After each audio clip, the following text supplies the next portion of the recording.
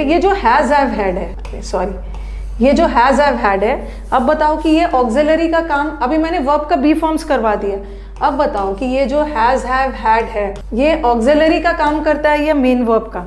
किसका काम करता है? हाँ, तो बताओ ये क्या है? ये हैज हैव हैड वाक्य में ऑक्सिलरी का भी काम कर सकता है और has have had main verb का भी काम कर सकता है, दोनों। अब मैंने लिखा I have a book and then I write I have to do the work, yeah, I have done the work, I have lunch at 2 PM। चलो जल्दी से बताओ क्या है? यहाँ का have है, यहाँ have है, यहाँ भी have।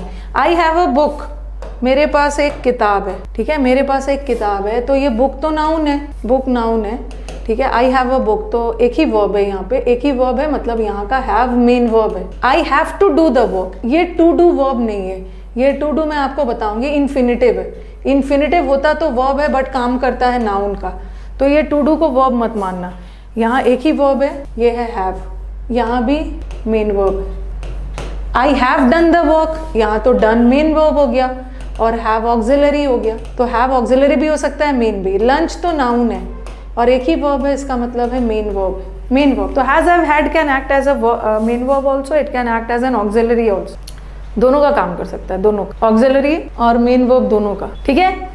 जैसे अभी मैंने आपको इज एम आर बताया ना, इज एम आर ऑक्सिलरी भी होता है, मेन भी होता है, उसी तरह has have had main verb का भी काम कर सकता है, ऑक्सिलरी का भी काम कर सकता है, ठीक है। ये भी हो गया।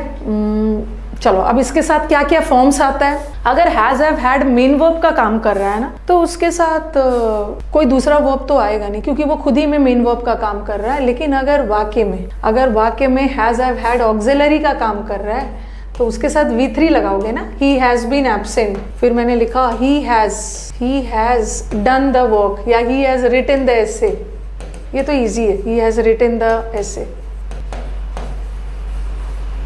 फिर लिखा, अगर मैं पैसिव भी बनाती हूँ, he has been given a book, उसको एक बुक दी गई।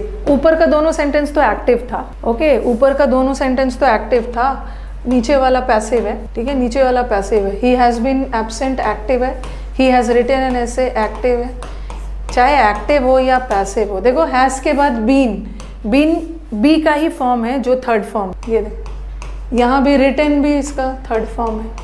ही हैज बीन, हैज के बाद तो बीन आ गया ना, थर्ड फॉर्म, और फिर इस बीन के बाद अगर आईएनजी आ रहा है तो एक्टिव, अगर इस बीन के बाद थर्ड फॉर्म आ रहा है तो पैसिव, ठीक है। He has been given a book, उसको एक बुक दी गई, सॉरी यहाँ गलत कर दिया, उसको एक बुक दी गई है, पैसिव होगा, सॉरी मैंने गलती से एक्टिव लिख दिया था। ऊपर वाला सेंटेंस दोनों एक्टिव था, नीचे वाला पैसिव, क्योंकि आपको पता है ना, हैज के बाद V3 आ गया तो एक्टिव होगा, और हैज के बाद बीन लगा के V3 आ गया, पैसिव होगा। पैसिव, हाँ करेक्ट कर दिया मैंने, गलती से लिख दिया था, ओके, ये भी हो गया।